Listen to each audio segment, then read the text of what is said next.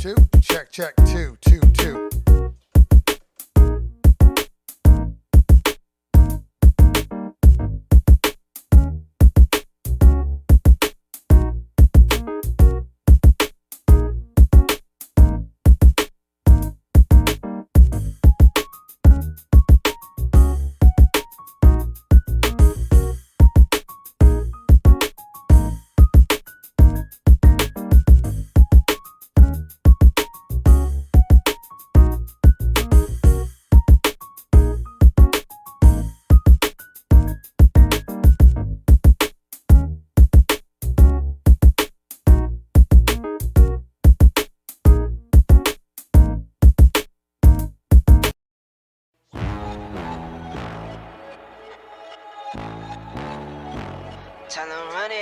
What is going on? What is going on? Everybody in the house, what is going on? Wake up in Cleveland every single morning. I wake up, flex, thumb down, now check. No drip, just wet. Tell them run it up.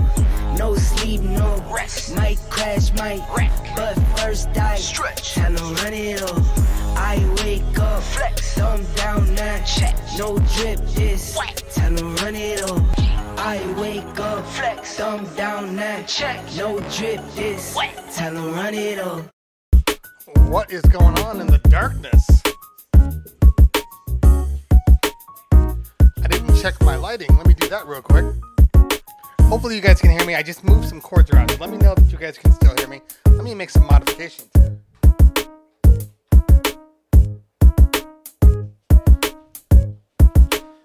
I am way too dark.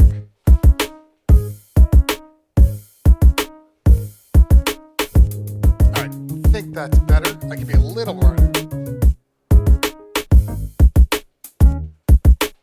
Okay. Oh, what is going on? What is going on, ladies and gentlemen? What is going on?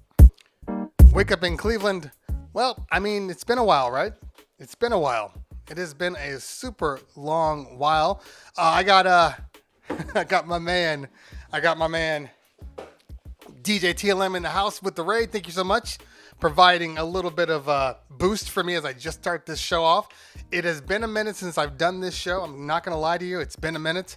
I've been a little busy. Let me get some overlays here so I look a little more like I know what I'm doing here. I'm a little professional. I've been a little busy. I've had a lot of gigs that have popped up since quarantine in the United States ended. Obviously, it hasn't happened for everybody. I do know this. But Tech Thursday was live. Hey, I changed that. I changed the badge, and for whatever reason, it didn't update. Twitch gets a little weird sometimes. I'm not going to lie. Sometimes you just got to deal with it. So I'm just glad it sent out the notification because sometimes it does not. But I have been literally working my butt off over the last couple of weeks. All the calls, all the emails, all the clients calling in, wanting to book things. So it's been a little bit of growing pains. I mean, it's kind of hard to go from not having any parties for over a year, and then all of a sudden, everybody wants to book you. Now, when I first started it, let me back up. When I first started getting calls, I just assumed my line of business, because I'm a mobile DJ, I assumed that what was going to happen was people were just going to be booking for the coming year, 22, 23. Typically, for my types of events, they book 1 to 2 years in advance. So that's kind of what I assumed. However, that's not what happened. Yes, people were booking for 22, but they were also booking for now. Booking for, March, April, May, June, July, August. It's been an absolute insanity. Not complaining. And not complaining at all. We could be in that situation where it's like, oh man, I was enjoying doing all my streams and just having all the time, and now the phone won't stop ringing. I mean, that's not something you're going to hear me complain about because, the work is coming. The work is coming through. So, but because of that, I've actually had to work a lot. See, I'm a multi-op. which means I do a lot. I have a lot of events, but I don't do every event that gets booked through my company. Um, I own the company with one other person, my partner Paris, and we do upwards of, I don't know, 5 to 7 events on a given Saturday night. So I can pick and choose where I need to be. Um, the problem is when you first start up again, that there's this little issue with, I don't know, it's not really a big deal, but money. Money comes into play, and the fact that you haven't made any money means that you can't really book outside people when you're not making any money. So I've had to do a lot of parties. My partners had to do a lot of parties. It's kind of like when we first started out. The first couple of years, we were working every single weekend. Every event that popped up, we were doing, no matter how big, no matter how small. So it's been it was a little exhausting at first. I'm not gonna lie. We've been in business for this is the 14th year, and and I had gotten into a situation where I was like, okay, I'm cool now. Like, I'll pick and choose which ones I want to do. DJ iFlays with the 1-tier subscription. Thank you so much. Appreciate you, fam. I had gotten to a point where I could send anybody out. Oh, what is that? Oh, how many people? I don't want to do that one. Send blah, blah, blah out. And that was easy. And then, COVID.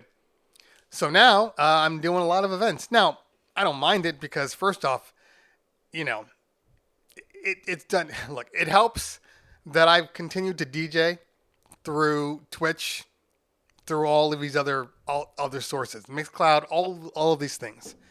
That helped 100%, because without that, I couldn't imagine how some of the DJs that haven't been DJing for the entire year or longer could hop into a party and do their thing.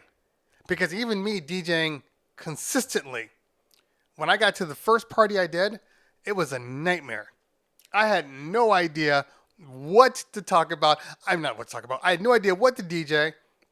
I had been DJing Twitch, so my passions had shifted a little bit.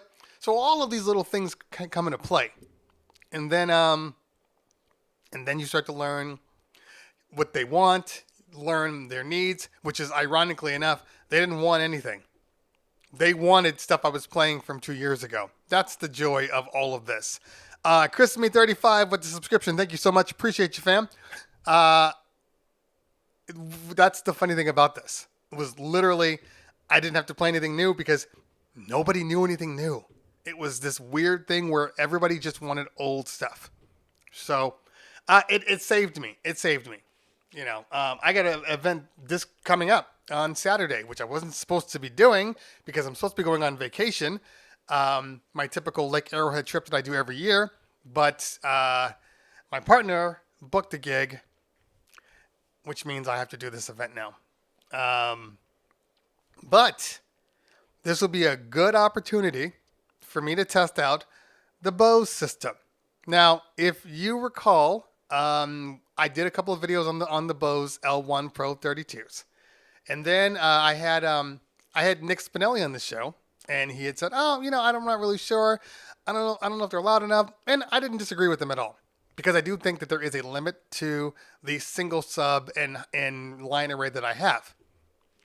Then he did a video about how line arrays you shouldn't use them. Not all of them. Like, I know he talked well about the EVs and things like that. But in general, line arrays aren't good for the masses. Especially if you want a bumping party and it needs to get loud. They just don't support that. I understand, and I don't disagree, because I didn't have the second sub. So I called out to Bose and said, "Hey, look, I've been doing these videos and I really do love your stuff. However, there is a limitation. I'm reaching a limitation to what I feel comfortable using this equipment on. Like, up from 0 to 100, like, I'm good. 110 maybe, fine. Small room, fine. But the moment it jumps up to like 130, 150, 200, I was leaving that at home and grabbing my SRXs, whatever." So I said, hey, is there any way you can send me the second sub? I want to be able to test this out in the real world and see if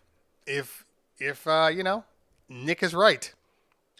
So they're sending me one. Actually, I should have it, I believe, today. I think I should have it today. I have an event on Saturday. I'm going to film that.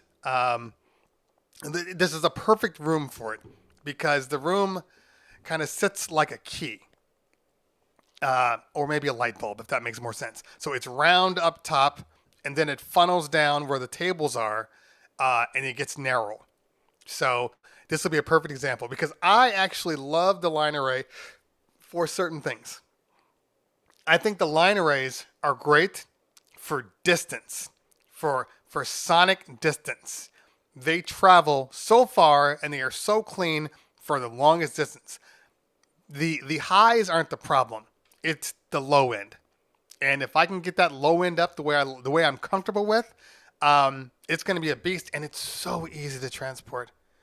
It is so easy to transport. That's why it's hard for me to say, I don't want to use it for this. I don't want to grab my heavy ass JBL SRXs. Like, I don't want to do that. I want this easy thing. Now, and then they fit more. Now, apparently there is this new, there's this trick when you run the speakers, when you run the subs, put them in cardioid mode, cardioid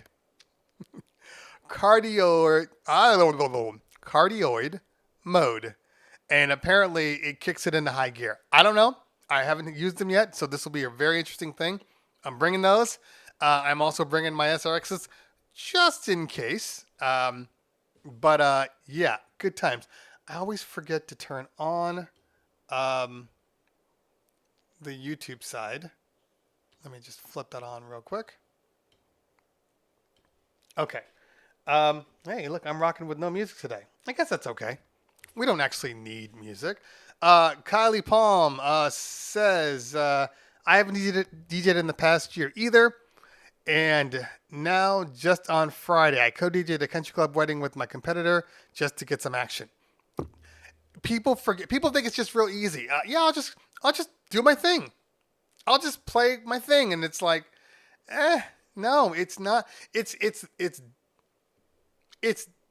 the same but different. If that makes any sense. So if you go into it thinking you're going to do the same thing you did right before quarantine, that's not going to work. But I mean, DJ is DJing. Once you understand DJing, you should be fine. The hardest part was just realizing, oh, okay, these people want this. Like I did a grad night. Like 2 weeks ago, and I've done this grad night for the past 5 years, except for COVID-20, and they've always been like cutting edge.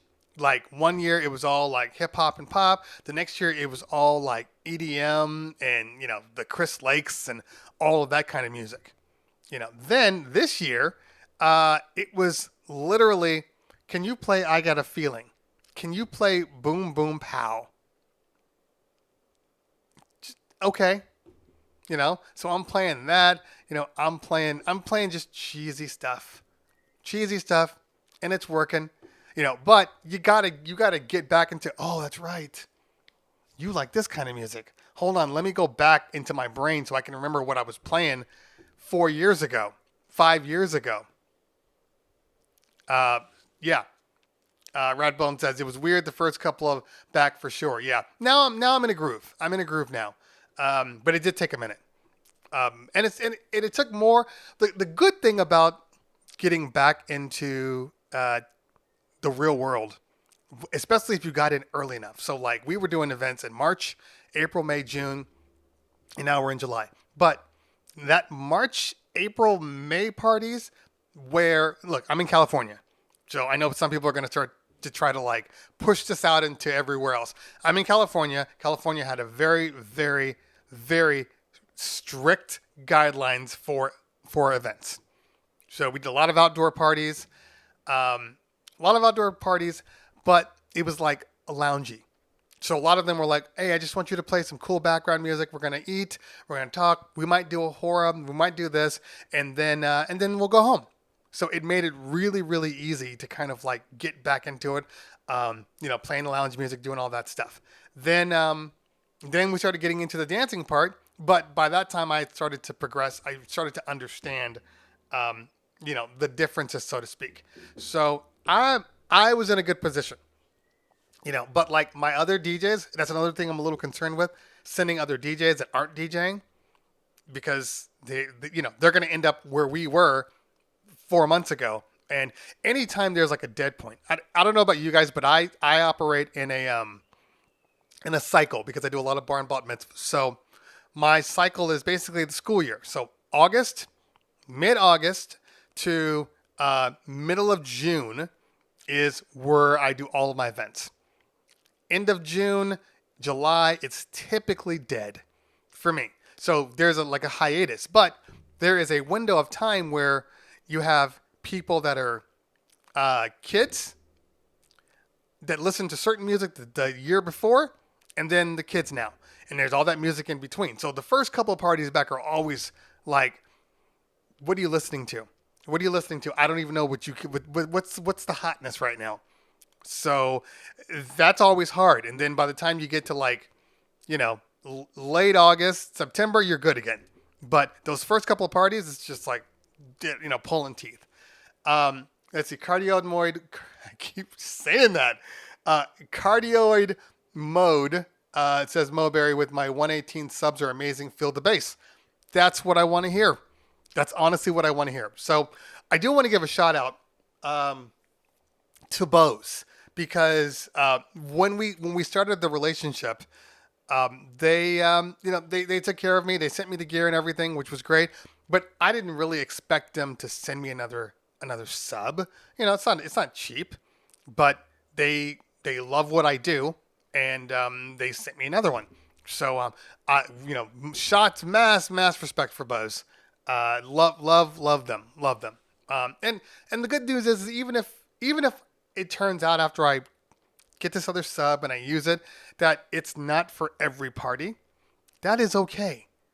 I love the fact that I can go, okay, what is this, a cocktail party? I'm going to bring one sub, one line array.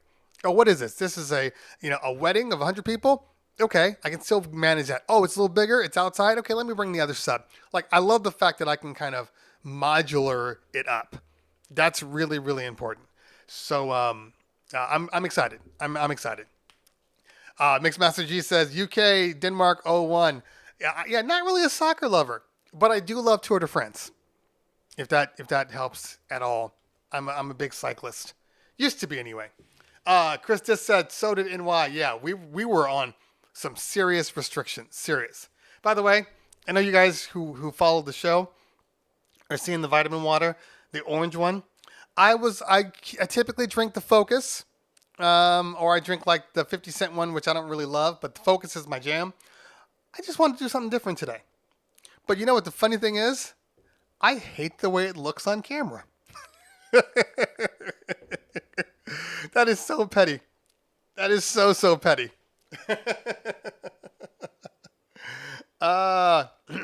Okay.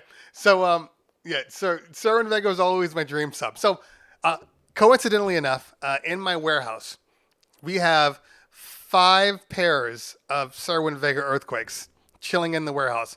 We are actually going to sell them. Not because there's anything wrong with them, but just because we are shrinking down the packages. Not the packages, but like the setup. We're going to end up going probably, like the Bose or the SRX lines with a single sub. There's a lot of different options out there. So I've never been one. People are like, what do you think about this speaker? I haven't used every speaker in the world.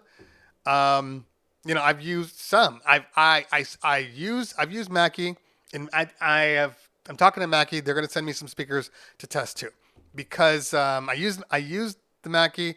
I run my company through all JBL. Okay, so in case anybody was wondering, I have the PRX passives, which are not to be confused with the PRX powered. Way different league of speaker, but the PRX passives I have for as my uppers, and then the Sir Vega Earthquakes for my subs. And then as I upgraded, I passed a lot of stuff down. I grabbed the SRX tops with the SRX 828 behemoth of a cabinet, which is absolutely insane. That's what I use for my super large system. There's absolutely no room or no venue that setup can't power through.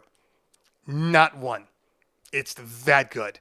But the cabinets are a little heavy. I was talking to DJ Barr, and I said to him, I'm like, yo, man, I'm thinking about selling my 828 and then getting the two separates instead. And he was like, yo, man, I use it for a cart.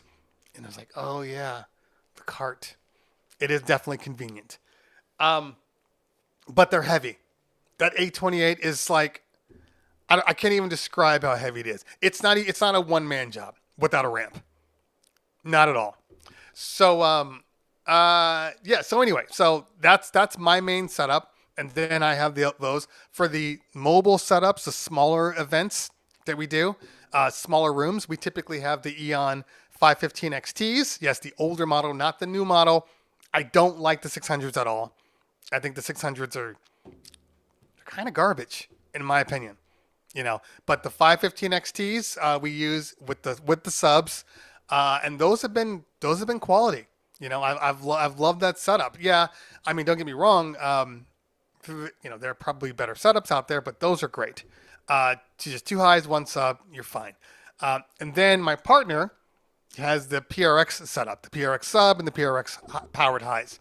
And then the bows now that I have. So it's a great, I've been JBL pretty much all of my career. But look, the problem that I think JBL has right now is very simple. They've always done this thing where they've taken their mobile line, I would say their prosumer line, which in my mind is the Eons. And then you got your powered, like your passives. I'm going brain dead. You have your powered, like your PRXs, like your SRXs.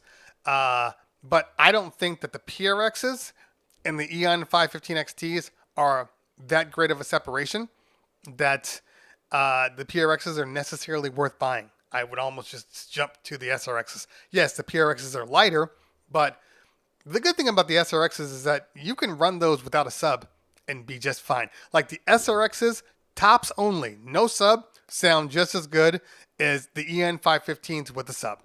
You might be missing a little bit of low end, but for those SRXs, knock. I'm telling you. So that's the those are the options. But the PRX line, I was talking to my partner because he has that one. I didn't love it because the PRX is built in the EQ into the system, so you have to use their stupid app to run it. I am not a fan, and I never will be a fan of any speaker that you can't make adjustments on the hardware. You got to log into the software and then get on that way. That's stupid. That's the dumbest thing I don't know what people are thinking. I like it as a secondary option. Like say maybe you're not by the speaker. Maybe you're a guest there and you have your other people doing the party and you want to make some adjustments, or you are kind of doing critical listening and you're listening to everything in front of the speakers, like you're at the back end of the dance floor. Maybe you want to make some adjustments. Fine, but I don't want to have to rely on that. What if my phone dies and I need to make some adjustments? Like the fact that I only can use the app, so stupid. So anything that I need knobs. I need knobs. My SRXs have knobs, but they also, they have the knobs and then the main multi knob, which is great. But yeah, so that's where I am. So if we have to look outside JBL, I'm going to look at Mackie. I'm going to tell him, look, this is what we're dealing with. Send me what you got that's comparable to the PRXs and our SRXs, and we'll test it from there. And if those are better, we'll go to Mackie. Like I'm no longer in a position that I care what the labels say. I stopped that a long time ago. So, done with that. I'm moving on. And if it sounds good, and don't get me wrong, I'm not just going to buy something just because it sounds good. Quality is important. So I do need to have some sort of assurance that like what I'm buying, it's going to be able to stick around. Like my PRXs and Earthquakes I've had for 14 years. Like my first set, because what happens is we buy one, then we shift one down. Okay. So we've gone through it. So that last set was technically the first system. It still runs perfectly. The amps we run bi-amped and with some QSC 2450s and 4050s, and the amps, oh my god, they're still working perfectly. So anyway, I'm trying to think of probably the worst speaker that I've ever dealt with, the one that caused me the most problems. I would say the original Eons, not the original Eon 515s, not the XTs, but the 515s were notorious for actually, I'll talk about both of them. Were notorious for the amps burning out, so you had to replace the amp.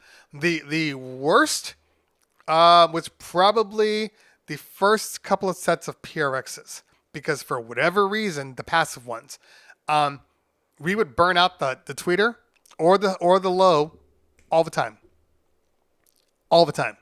So, but I haven't had that issue in forever. Okay, let me go back up here and see if I'm missing some people talking. Let's see here. Okay, Eric Huber says, what is your experience? Hold on. What is your experience with streaming services through your preferred DJ performance software? Do you use it as a last resort option for requests, etc., mobile hotspots? Okay, that's a good question. Difficult question. So my go-to, I use two streaming services. And I do believe that I use them for different things. However, I'll explain both of them. So I use BeatSource Link, and Tidal. Okay. The reason why I have two of them is because I've always had two, but I had Tidal, and then BeatSource came around. I love BeatSource for the fact that like all the music for DJs, the playlists, all of those things are built into place, and it makes it real easy for a DJ. If you're struggling with music, or you're like, where do I need to go here? I'm in a place that I've never been. What do I play?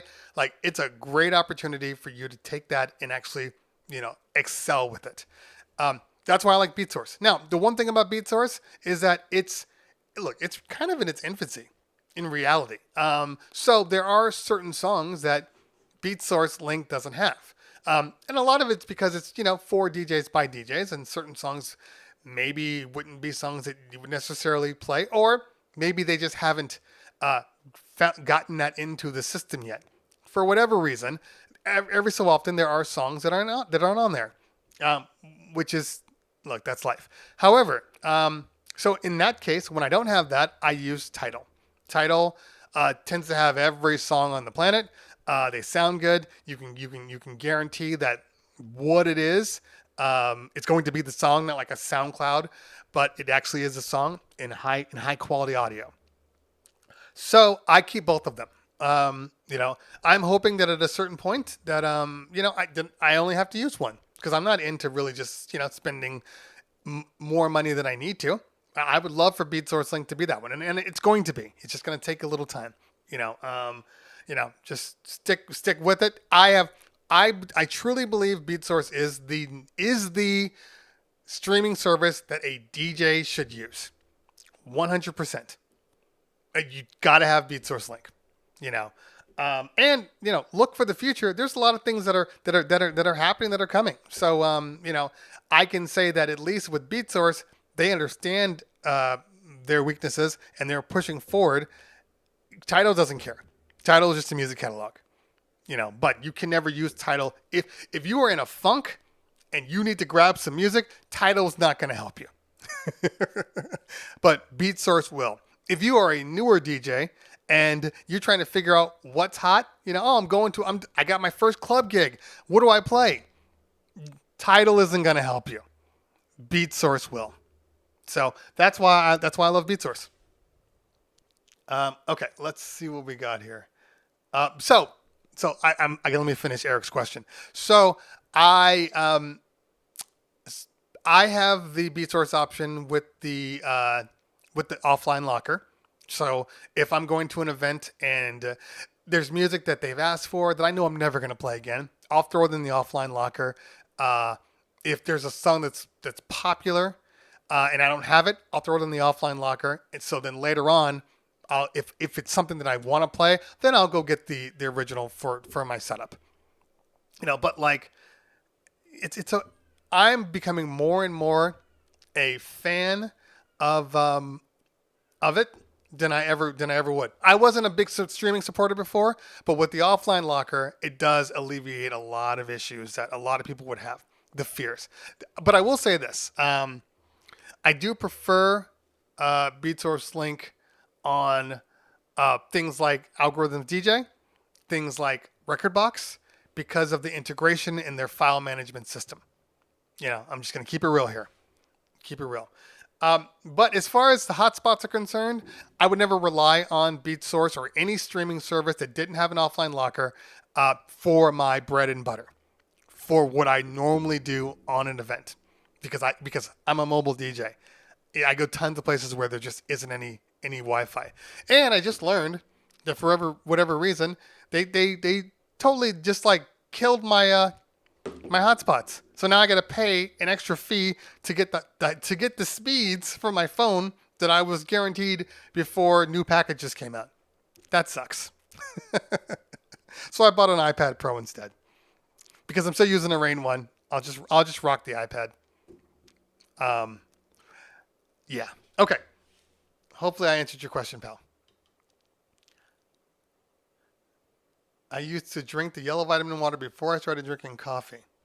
Well, there's no caffeine in this. So I would think you could do both. There better not be any caffeine because I'm allergic to caffeine. Yeah, no caffeine. Yeah. But that would be weird though. Anytime you drink like orange juice and then have a cup of coffee is like, you might as well be drinking like goat pee. Okay, let's see what else we got here. Kylie Palm says, speaking of equipment, I'm about to throw down $950 on a Chevy DJ gig bar move. So, look, I'm kind of impressed with the gig bar. I didn't like the first gig bar, but I do like what the new gig bar is giving you. With the moving heads, those. I think it's a good gig. I just never loved the T-stand look. That's just never been my thing. But for what they provide you, it's pretty good. Ratbone, I wish you were local too, because I would love to sell them to you. Honestly, we'll probably keep. So I have the Earthquake Juniors and then the newest Earthquakes, which hit. Those are the ones I use. I think we're gonna keep those in the instance that we need to like do something that requires it. But the other Earthquakes, yeah, we're gonna end up selling those, and then just downsizing a little bit, just a little bit. Okay, let's see what we got here.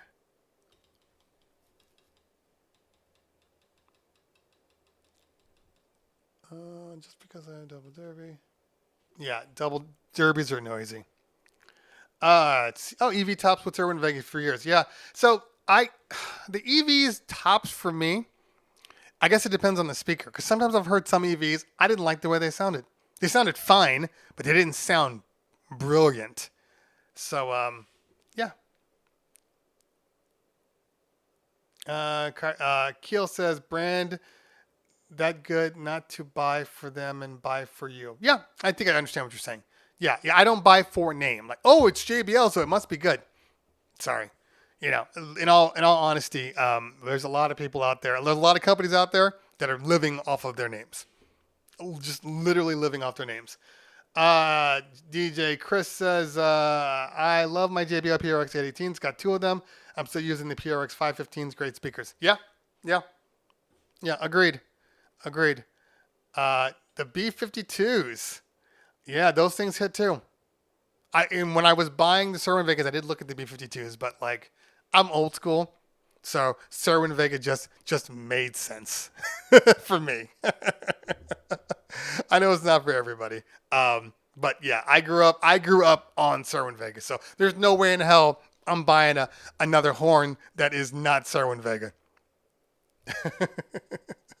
Ratbone says the V1 Eons were trash. It depends. Because I still have a pair of the Eon, not the version ones. They are the black ones with the big, huge mesh grill. Those things still work. They outlived the Eon 515s that we had to have fixed. So, they don't make them like they used to. Okay. Max SPL says, I used Tidal with Serato for the first time this week. It was worked pretty great to supplement my library. Yeah. Like I said, I'm a fan of two. That's it. I don't like SoundCloud at all. But yeah, I do love both of them. Now, that's another thing that I don't love about Serato. It's this is gonna sound weird. This is like Serato for me is like it's hard to explain. I have a love-hate with Serato. I grew up after vinyl using Serato. So that is kind of like my default system. Now that Phase has HID mode with Serato, it's making it really hard to leave Serato. However, the file management system of Serato needs serious work.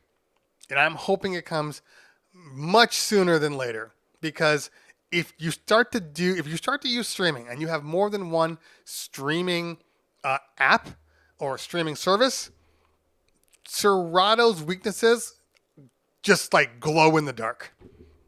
And that's my biggest issue, because I use Tidal and I use BeatSource.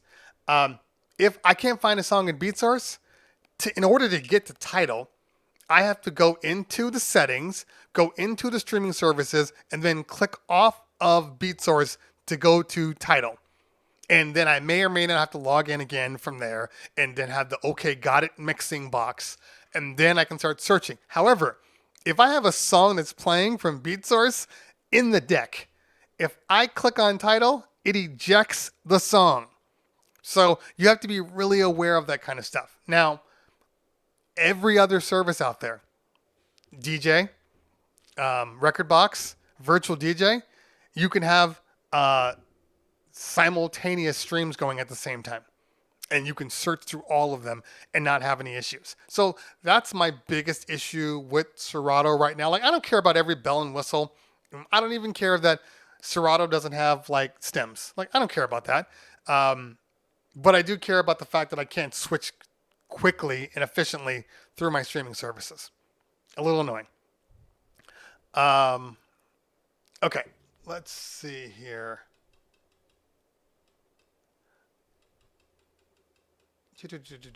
I gotta go up to come down. DJ Paris Paul in the house. What's going on, man? Good to see you. Thanks for hanging out. When are you on oh god, I'm drawing a blank right now. Snapback. When are you on Snapback? Let me know in the chat. Okay. Ha, that's funny. Ratbone, we're thinking the same way. Okay. All right. I had 10 song requests at a grad party last month, and BeatSource had none of the songs. I'm switching back to Tidal. Fair enough. I guess the question would be, what were the songs? I'm curious to know. What 10 songs? I've had a couple of songs not be there, and Tidal saved the day. But like I said, I think I've explained why BeatSource works when Tidal won't, depending on what it is that you need. If you just need a streaming service that just has the emergency songs, then sure, title is your one, but it is what it is. DJ Chris, it is not a function of the phone. I have an iPhone 11. It's not the phone. It's 100%.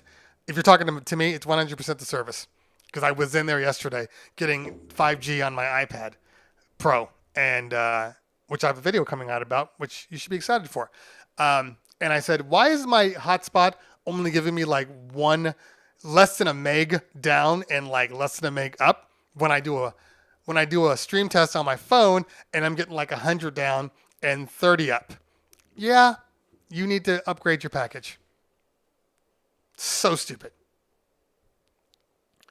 The T-bar look has its place. Where is it? Like, what venue do you walk into? And this is jokingly, but seriously, what venue do you walk into and you're like, you know what? This is a place for my T-bar. At what point does that happen? I'm not saying there's anything wrong with it, but I don't know that a T-bar has a place, versus just, it's what you got.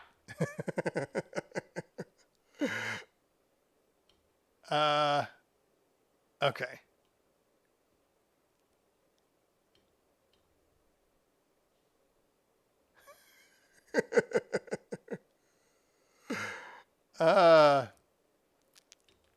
Okay.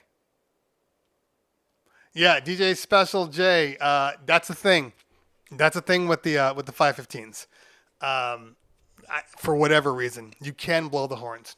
But when I blew the tweeter, and then we replaced the tweeter, I haven't had an issue after that. So I'm starting to believe that maybe it was a batch of tweeters that were just bad on the 515s. 3 Miley Cyrus songs, a Black Eyed Peas, and Don't Remember This was High School Senior, so it was current music. I wouldn't expect, you're right, I wouldn't expect them to have every, Miley Cyrus song besides like maybe, Wrecking Ball or 23. Is that 23? I think it's 23. But in general, yeah, I wouldn't expect that. You're right.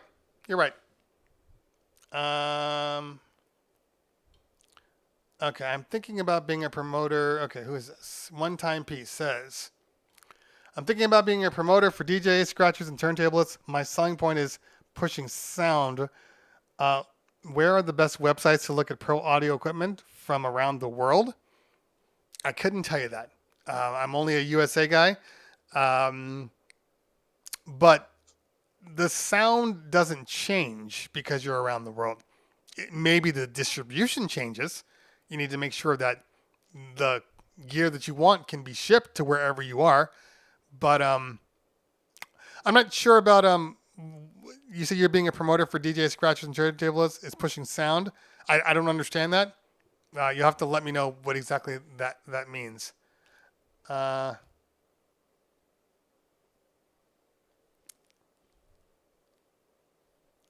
Chris, I'm on Verizon. Yeah.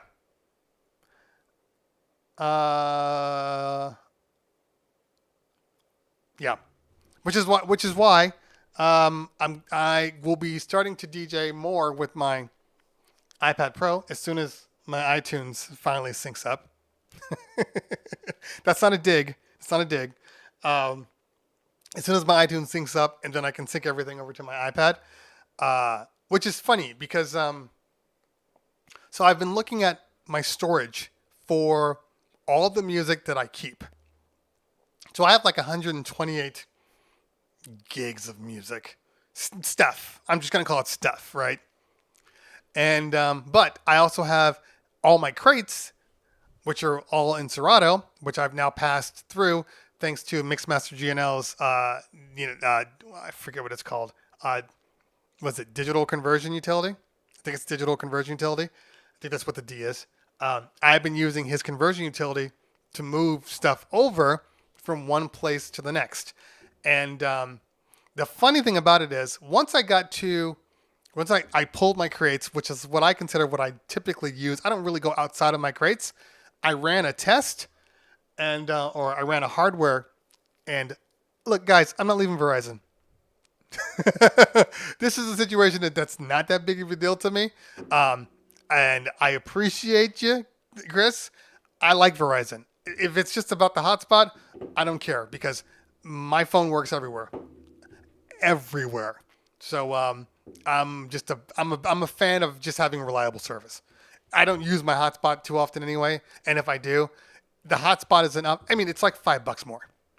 It's $5 more to get my normal speeds. It's not like they want like $30 a month for it. It's really not that big of a deal. Um, but because I have my iPad with the 5G now, I'm gonna start DJing off of that. But neither here nor there. So when I looked at how much space I was taking up, I was only taking up like I think it was like 30 gigs. 30 gigs. So there is a discrepancy with the amount of music that I have versus clearly what I'm playing. Now, to be fair, I know for a fact because I've been going through my computer and updating all the information. I know for a fact that there is music that I don't play because I just didn't see it. So there's definitely probably I would say there's another 5 to 10 gigs of music that I need to have in crates that I play. And then after that, probably unnecessary, in all honesty. In all honesty. Yes, I am on the unlimited plan, but I am on a grandfathered plan. I'm not on the newest plan. But even the newest plans, even if they don't give you hotspot service anymore, it's so the plan I'm on, every phone on my plan has a hotspot. The new plans, you have to pick and choose who gets the hotspot.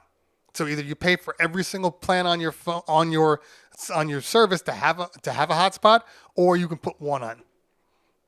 I don't like that idea. That's just me spending more money for no reason.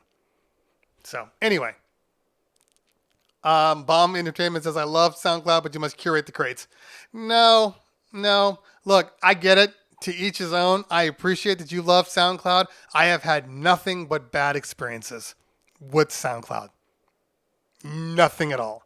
Every time I think I'm playing the right song. I've never been in a situation where I've pulled a song from SoundCloud and not thought, oh shit, I hope this is the right song.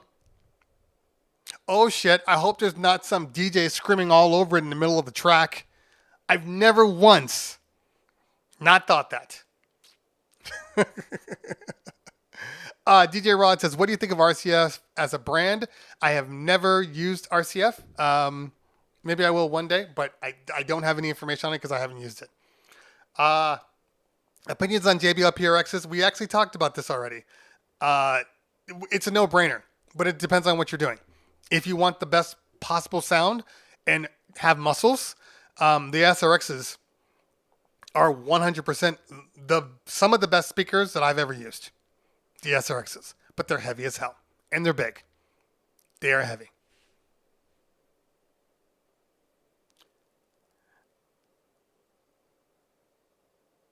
Actually, this is wrong, DJ Queen. Czar. Because I just asked them. If you have a hotspot, if you pay for the hotspot, you get 15 gigs of full speed hotspot. After that, it drops down to what I have right now, which is under 1.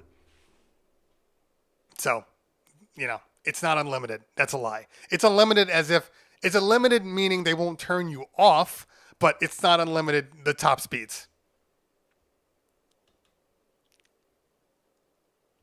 Okay. Lehman in the house. What's going on, man? Good to see you. All right. All right, let's see here. Just turned into a Verizon debate. Hey, man, I have too much invested in Verizon to leave Verizon at the moment.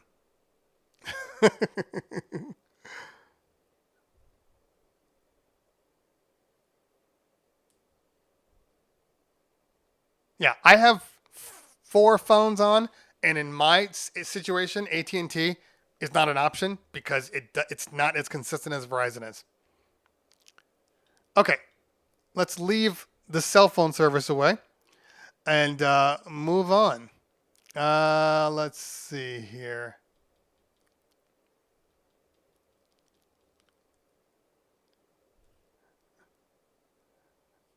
Okay. Yeah, Mevo responded to me. I just have to respond back to them. You don't actually talk to a person when you first do it. You have to go through like their little influencer questionnaire board, and then I guess they review it and then get back to you. So I have not even looked into it yet. And Mevo's cool, But I just picked up I just bought today, which is funny, but I bought today a BeatSource Dell. I do believe BeatSource Offline works with Denon Prime Go. Yes, I do believe that the offline locker is there. But don't quote me on that. I'll have to pull up my Prime Go, which is in this garage right now. What was I saying? I can't remember what I was saying now. Alpha Music in the building. What's going on, fam? Good to see you. Good to see you. So the Mevo. So I actually bought I bought an iRig yesterday or 2 days ago. And the funny thing about the iRig, it was $39. Back in the heyday, that was $100. Now it's back to normal. But I bought one because of one reason. So I'm going to Lake Arrowhead next week. I will be there from Saturday to Saturday. Actually, Sunday, because I got to work on Saturday night now. I'm bringing the Denon Prime Go, and I hope to do some on-location live streaming. So I needed to use something with an audio source, and I didn't want to bring my mixer, and I didn't have anything smaller because I never got anything from Mackie or anything. My fault. Anyway, so I bought an iRig because I have noticed that two reasons. One, because the phone service tends to be better directly through the phone, and I can just run the Denon Prime Go, which doesn't have any audio capabilities built in. Like if you plug in your Denon Prime Go into your computer, it will not see it as an audio card. That's the restriction of the Denon Prime Go. Not a big deal. It is what it is. But that is an issue. So so I'll be rocking the iRig and the Denon Prime Go on location in the mountains, maybe by the lake, maybe in the hills. Hopefully you won't see a bear come eat me. Have you ever tried the XTJ 1000 MK2? Briefly. But not enough to where I can say, yeah, it's amazing. I can't. Okay, let's see here. DJ Dam in the building says, how was Vegas? Gentlemen's Club. Man, I was with my family. No Gentlemen's Club. But I did do a couple of spots. So I threw it out there. Hey guys, I'm in Vegas. You got any spots for me? And I had 3 offers, which was very, very cool. I will say this, that never existed before YouTube, but I'm glad that it's there because it helped me kind of get through Vegas. Vegas is it was a dance convention for my kids. So it was like the dance finals, the dance nationals, which my son took 4th overall out of like 300 people in his competition group. So there's that. But if I didn't have that, I would be stuck in the hotel pretty much all night. And I didn't really want to do that. So, so they threw it out there. So the first one was Snapback. So Snapback is a old school hip hop club. And they started in LA. And then, Long Beach and North Hollywood. Now they're in LA. They have a Vegas one for some people that migrated here. So super dope. It was old school. I knew what to expect. So there's 2 different areas of Vegas now, which I wasn't really familiar with. So there is the normal Vegas, the Strip Vegas, and then there is downtown Vegas. Now, downtown Vegas used to be kind of dilapidated, kind of ghetto-y, but now they've totally rejuvenated it because of the Raiders moving to Vegas. So now the entire area, not the entire area, there's still some ghetto places, but the majority of the areas look like if you were going to like Melrose, or 3rd Street or something like that, or some of those old school San Francisco Haight Street. Like it's all like just super dope vibe. And there's clubs everywhere and there's people walking around. I was there over 4th of July weekend. I couldn't believe what some of these people were wearing. I'm talking just like just bathing suits, but like walking down the road or going into the club. Like it was insane. So the first one was Snapback, and which was a good time. I got to run into a DJ P Dot. He does a lot of YouTube stuff too. We talked for like 30 minutes. He was one of the DJs on that night, and it was a good time. We had fun. But I will tell you this. There's one thing you have to realize. Anytime somebody says old school, and I'm shooting a video on this, but we'll talk about it now. Anytime you go to a club and they're like, oh yeah, we play old school stuff. You can't think of old school like your old school. You have to think of old school like whatever the people in the building are. So if you got, 20 somethings in there, old school for them is like 2000s, 2010s. So you have to adjust for it. It's not old school hip hop anymore. Old school hip hop, might be nothing but Drake, Usher, Lil Jon, all of that stuff. So you have to just keep that in mind when you're DJing that, it's like, it's relative. Then the next time, hold on. The next time I had actually had one cancel on me because the DJ, for whatever reason, didn't set it up properly. And so I ended up taking another event, and it was a lounge event. And that was fun. That was fun. DJ Mystery in the building. What's going on, fam? Good to see you. So that one was fun because it's just playing a whole bunch of cool, groovy house, and it was a vibe the whole time. Now, here's a funny thing. So when they asked me to do it, I was like, sure, I can do it. And it was for Friday night. Friday could have been Thursday night. Yeah, it was Thursday night. I asked him, hey, man, what's your setup? And he says, oh, we're using, CDJ 2000s, Nexuses, and a 750 Pioneer. And I said, oh, okay. Are there any computer hookups or anything? He goes, no. Everything goes out of the hard drive. And I had never used thumb drives ever, out of the hard drive or hard drive. I never put anything into CDJs. I've always used the computer or discs. So not a problem, except for the fact that I didn't have any USB sticks on me. I had my portable hard drive, but I didn't have the cord for it. So I'm just like, oh, Jesus. I didn't even factor this in. And coupled with the fact that, my record box, not updated. Haven't touched record box in months. And all the lounge music is stuff I've been playing over the past, 3 to 4 months. So that's all in Serato. So I needed to move all that stuff into record box. And that's where Mixmaster GNL's system came into play. Make sure you shout out Mixmaster GNL because his stuff is, it's a lifesaver. And super easy to use. Made my life easy. I was able to take all the hand-picked crates that I had. Actually, I did them all for Serato. Move them right in the record box. It was pretty fast. Got everything in there, and then we were good. And then the update was fast too. The problem happened with trying to get I had a USB drive in because I had driven my truck to Vegas. So fortunately, I had a random USB drive in the glove box, just sitting there. So okay, great. So I popped it in there, I reformatted, and so record box is not seeing it, at all. And I reformatted 6 times, wasn't seeing them. I don't understand what I'm doing wrong. Why is it not seeing it? I reformatted it, FAT32. What's the issue? Go online, start checking YouTubes. Everything's saying, yeah, do this. And I'm like, I don't get it. So finally I pop it in. I can see the drive on my computer. It just record box wasn't seeing it. And then finally I drop down.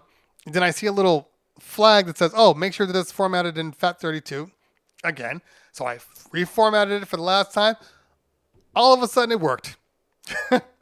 So I slowly, because it was a slow drive, got everything over to the drive. But Couldn't have done that without Mixmaster GNL's software. Could not have done it.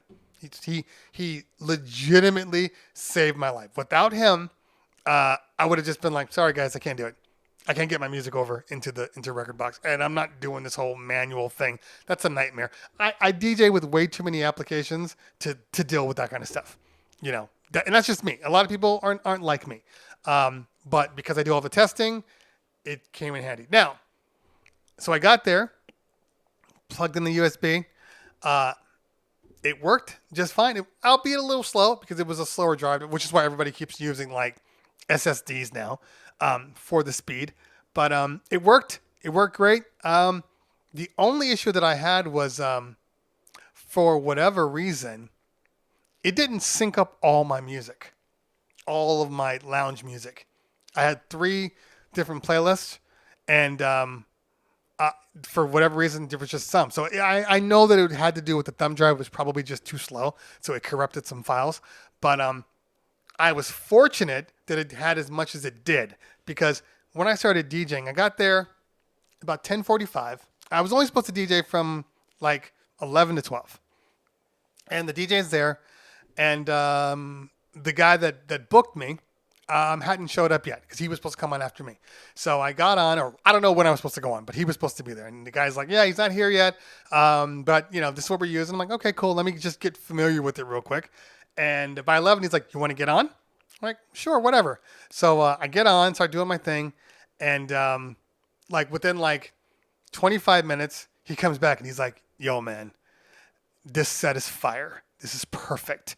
I'm like, cool, thank you. And he's like, I don't know where the guy is. Are you cool just staying on? I'm like, yeah, I can do that. So I just stayed on.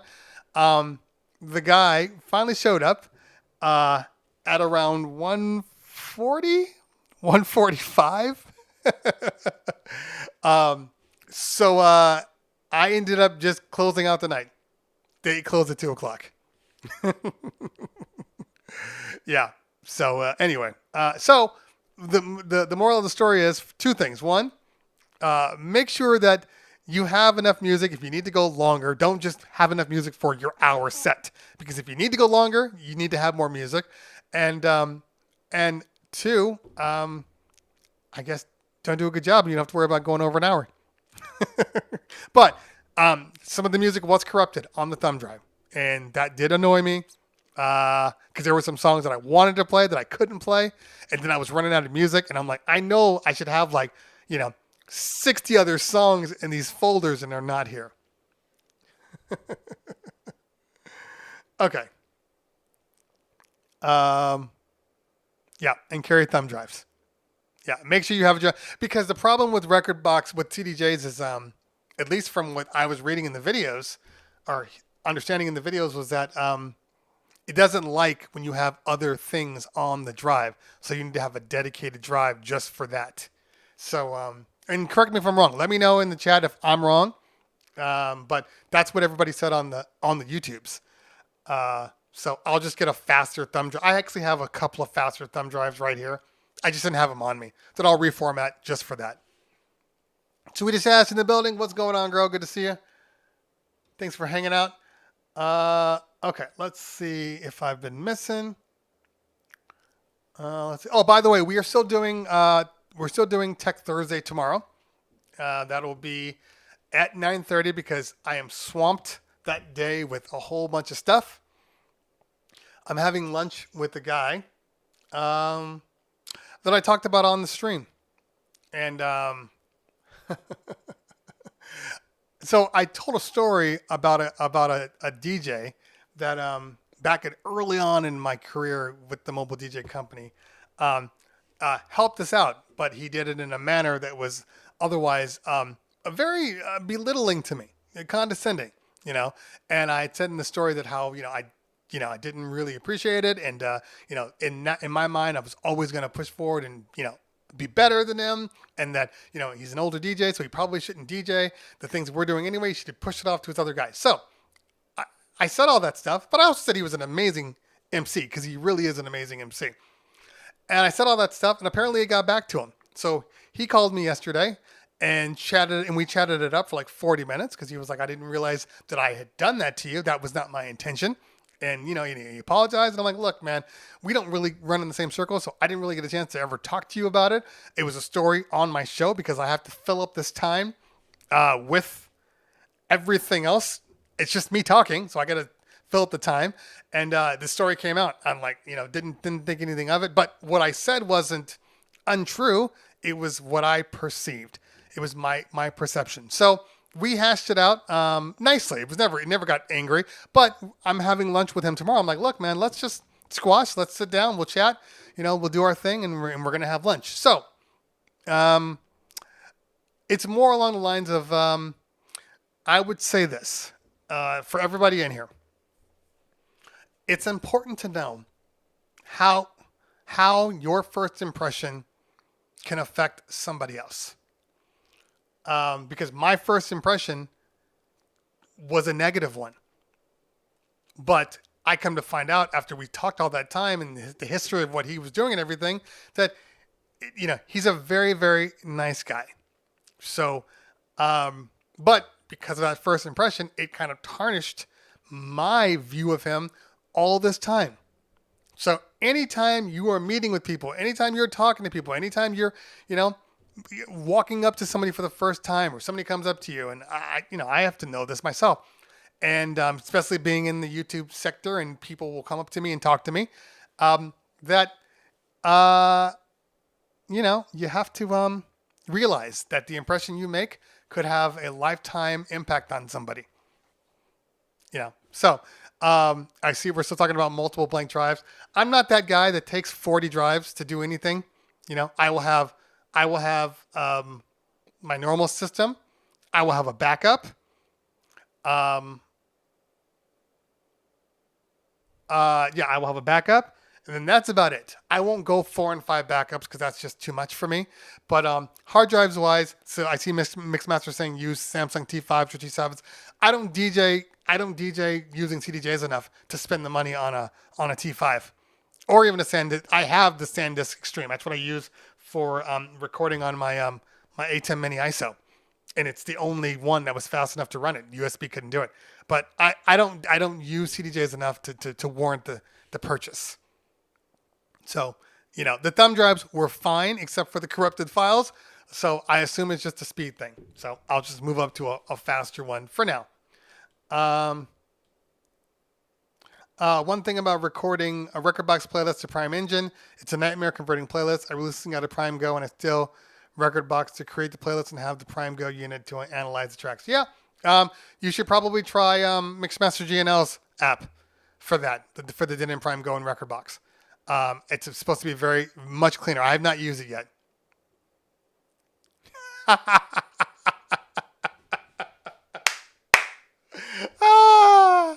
Oh man. Yeah, I don't know if I'll do that. I don't know. We'll see.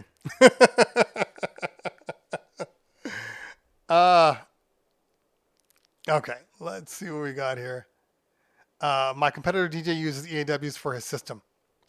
Hey, cool.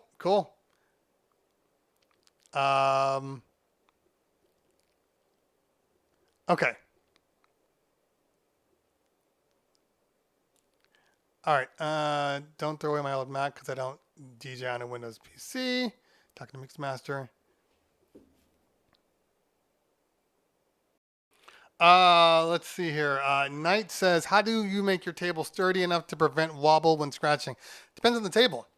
There's so many types. Are we talking about a mobile table where you break down and set up again? Are we talking about a table that you use in your room, that has a certain wobble to it?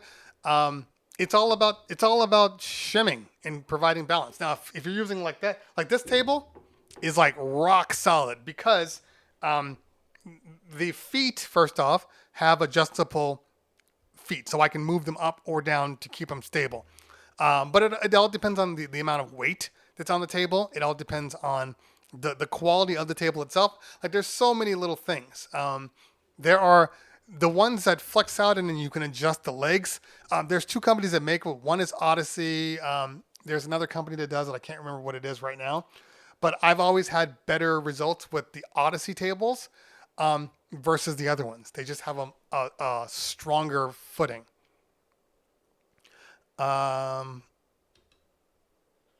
Okay. Lawrence Taylor says, how often do you do weddings versus mitzvahs? So we do about 350 events a year. We probably do 90% are bar mitzvahs, 5 to 7% are weddings, and then maybe 3 to 5% are corporate.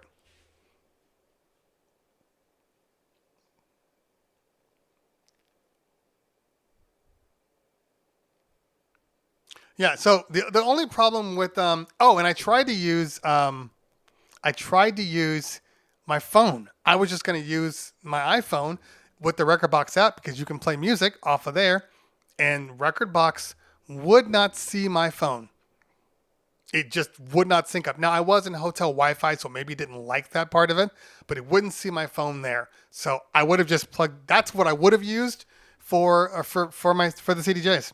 That's the safest way in my book, because I always have my phone on me, and I typically always have, a cable with me. Yeah, Knight. Yeah, shims always work. But also, I mean, you also have to keep in mind, how hard are you going? A lot of times people spend a lot more time putting more pressure on their turntables than they need to. So that's why it's rocking more. But it just depends.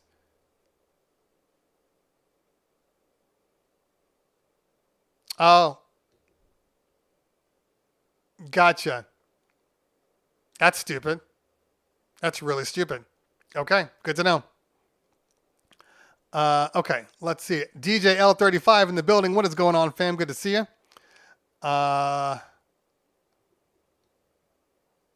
Okay. What time is it? 1:30. I need to be off today by 2. But, yeah. Let's see if we have any more questions. Obviously, if you guys have questions, you guys know what to do. Throw the ask in the chat.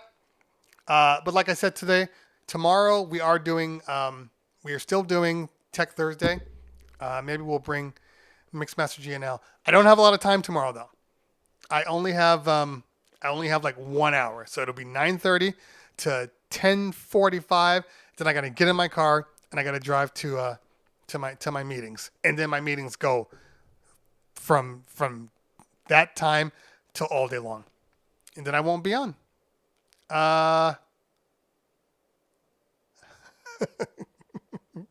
I'm looking at Sweetest Ash's comments.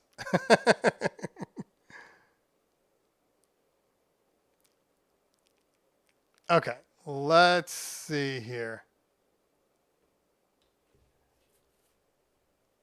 All right, what do we got here? Did your son enjoy the show? Which show? You're talking about his performances? I mean, he loved it. He kicked butt. He's actually, which is why I won't be tomorrow. I'm swamped because I have the tech show, I have the lunch. Then I gotta go and take my kid to his OC Tap Fest because apparently we can't do anything at home this summer. We've been at home for like 14 days because we go out of town on Saturday and then we're gone for another week. So we can't do anything at home.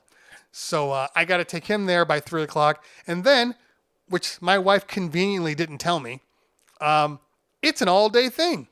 He's not even done until like 11 o'clock, and it's out in Huntington Beach. Now, you may or may not know that in California because you're not from California, but like Huntington Beach for me is an hour and a half away.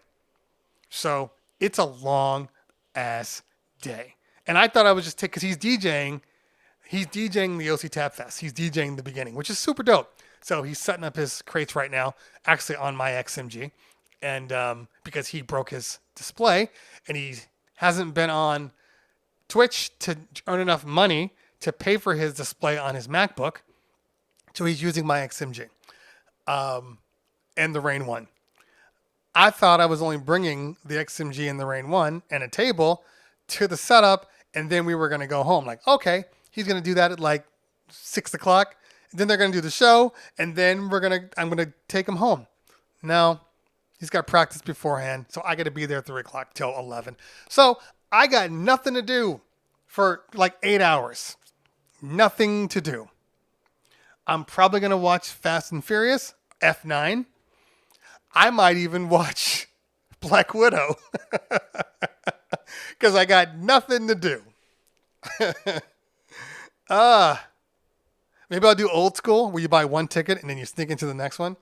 Although you can't really do that anymore because like there's pre-assigned seating. So you can't just like run to the next one. Yeah, no sex shows for my son.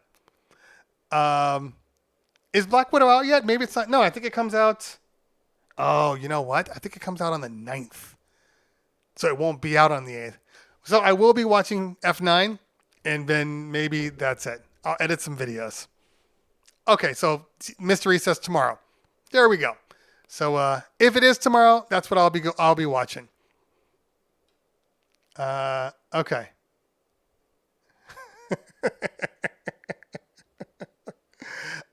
No, this is his time to shine. Let him get his glow on.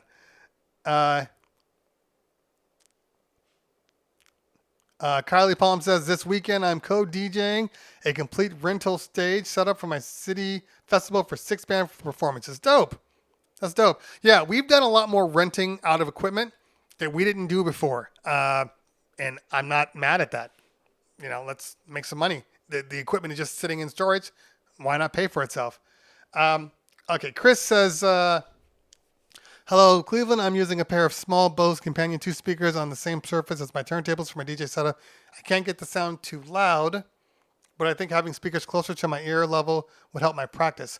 What should I do? What would you recommend? Buying new speakers. When you say practice, are you talking about just like standard mixing? I've never, look, I mean, in all honesty, if you knew where my monitor was, you'd think I was crazy because it's literally on the floor, aimed under at my feet, and that's what I use to monitor. But yes, the closer the speaker to you, the better. If it's like right here, you're good, you know. But it also depends. But if you're just like scratching, I prefer to just put headphones on. Put the headphones on, turn the headphone to master, and then just DJ straight from there. You know. And look, in all honesty, so on Monday night I did a spot on the floor Monday night, which is why I actually brought my Djing Prime Go, and I rocked the whole thing in ear. I never took everything off, and I don't even do split Q. I have gotten so used to not using split Q that I don't use split Q anymore. Now, the reason I don't typically use split Q is a very simple one. I don't like to scratch with split Q on because you can't hear the cuts. You can't hear what you're cutting. So I've just gotten used to not using the split Q because the S11 doesn't have split Q. My DDJ 1000 didn't have split Q. So now that the Rain 1 that I use has a split Q and the Djing Prime Go has split Q, I don't use it.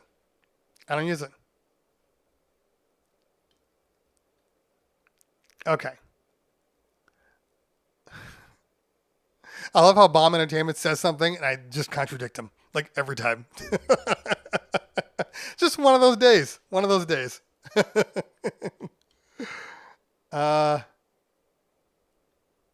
Okay. All right. Let's see. Couple more, and then we will get up out of here. Remember, tech show tomorrow, 9:30 a.m. Should be fun. Should be a good time. What I was saying was maybe we'll get Mixmaster G on. It's only an hour show, so I don't know if Mixmaster G can actually do a show, and I can give him 10, 15 minutes, and he actually can do it in 10 or 15. If he can, we'll have him on the show. That's a hint. Mixmaster GNL. Claude Queen in the house. Thank you for the host. Appreciate you on that one. Okay.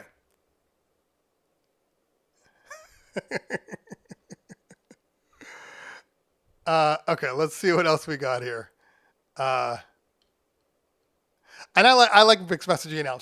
So he uses he gave me his WhatsApp, and I use WhatsApp, but I don't use WhatsApp as my main phone line, right? So when I first started using the WhatsApp, I was having some trouble with some things. Not WhatsApp, but the DJ conversion. Because I didn't have any trouble. Like I just didn't have the link was invalid anymore. So I was just texting him like, hey, can you resend the link? Hey, can you do this? Hey, can you do that? And then all of a sudden, like maybe like 2 hours later, he responds to me like, Cleveland, it's 4 a.m. here. Your phone, your text messages woke me up. And I'm like, I didn't think about that because I don't have my WhatsApp notifying me. But in the international area, because he's from the Netherlands, WhatsApp is like their phone. So I didn't even think about that. So sorry, mixed message ENL. Oh man, that was my bad. And it was like 5 o'clock, but it's 4 for him. So now I had to do math when I was texting him. Like, okay, so if I text him at 11 p.m. my time, that's like 9 a.m. his time. So he should be up. So now I got to do math. Thank you for that. Math. Okay, let's see here. Mr. Convenience says, do you offer consulting? I plan on it. That's coming soon. Haven't done it yet, but it's coming soon. Okay.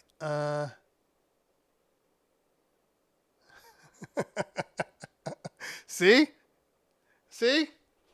Nobody believes that he can do that. Nobody. And tomorrow I think we're going to talk about the streaming, his streaming service that you can actually tag your streams with your cue points, so they translate through the other systems. So when you're pulling them down, they're there, which would be amazing.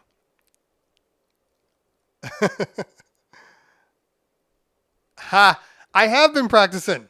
Actually, L35. So I had my Djing Prime Go with me last week. I practiced on the Prime Go, which is the worst fader that you can probably use to scratch with. But I did notice when I came back and started using my vinyl in the S11, my scratches were a little cleaner. I think I might be using the Prime Go more, just to get that fader speed up. So yeah, man, it's not over.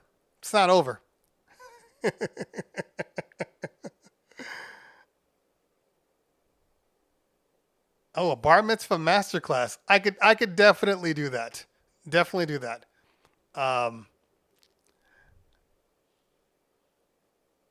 Oh, okay, perfect, Mixmaster. Cool. All right, so we will have you on.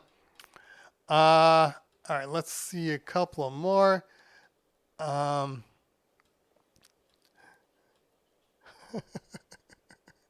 Not even close, Ratbone. Not even close. I would never call. I'm a texter. Okay. Let's see here. All right. Megawatt says, best way to deal with festivals. This is a very ambiguous question. So be more specific on the question, and I can try to answer you. And again, look, I'm not the festival guy.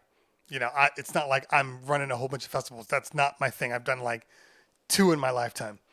So, yeah, just keep that in mind. I'm sure there's so many more people that are far more equipped to answer a festival question than I. Okay.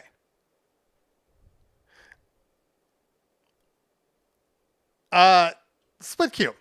You know, like on the Rains, on all the Rain products, on the Denon products, split queue. You put your headphones on, you hit split queue, you get your main audio, which would technically be considered the booth audio in your right ear, and then your left is your queued up music coming from the other side. But the problem is, if you're scratching, the cue part never goes away. So you can hear your hand movements, but you can't hear the fader movements. So that's why I turn split queue off, especially when I'm scratching, especially. And I just gotten used to not using it. So now, basically, all I do is I mix with the cue in the middle, That way I can hear both sides, or the booth and the queue up. And then when I'm ready to DJ, I just turn the master knob to master, and then I DJ through there. So, it makes it easy. Okay, let's see here.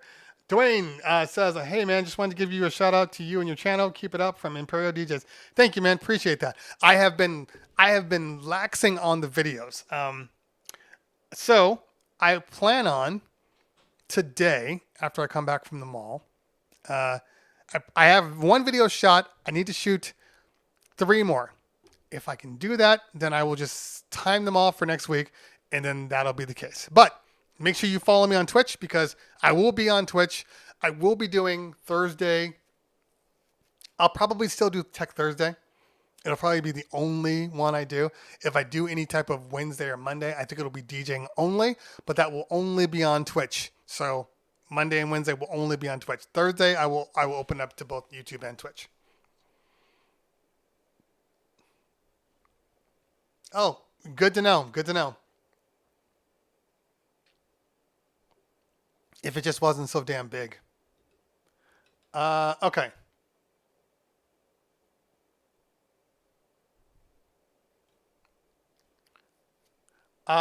There is no hardware split queue. Serato, I believe, put split queue into the SRT maybe as a toggle, but I don't use it. But there's no hardware split queue. On the Reigns, on the Denons, there is a physical hardware split queue. No software. Okay. All right, I think...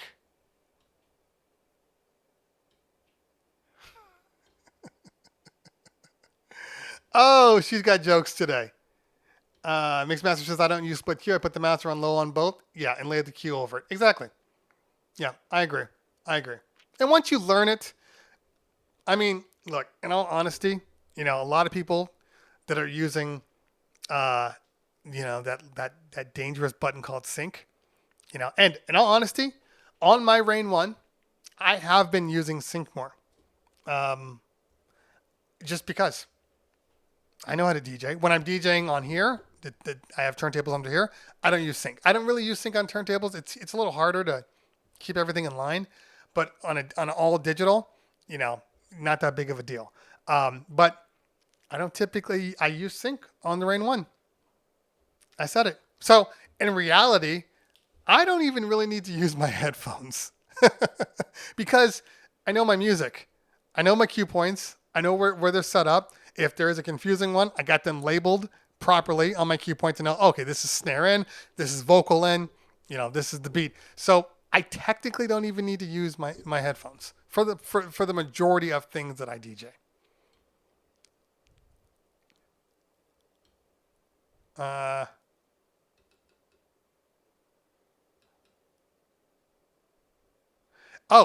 And Mixmaster GNO, you are absolutely correct. The AI sync on Algorithms DJ is insane. It is so good that even if you hit the cue point off beat, it will line you up within 1 beat. 1 beat you will be, and it's probably less than a beat. You will be in sync again. It's absolutely insane. Now, I've said it before. Now, again, guys, I want to just throw this out there. I've been DJing for a long time, so I can DJ without sync. You guys know this. I've never been a proponent of sync. When I'm using turntables, I don't use sync, like I just said. But because I know how, I can rock vinyl. You've got to be able to rock vinyl. You better know how to DJ. So I'm a big fan of use any tool you want to make your life easier, as long as you know the fundamentals. I get angry at people that automatically go to sync and they don't know how to DJ. That's my big issue. It's never really been about sync, but the fact that you should know how to DJ. That's it. That's my whole thing. It's like the same thing with people that never knew how to drive an automatic, a stick shift. I know how to drive a stick shift. I learned on a stick shift. So in case some stuff goes down and Armageddon happens, it's nice to be able to get in a Jeep and be able to drive.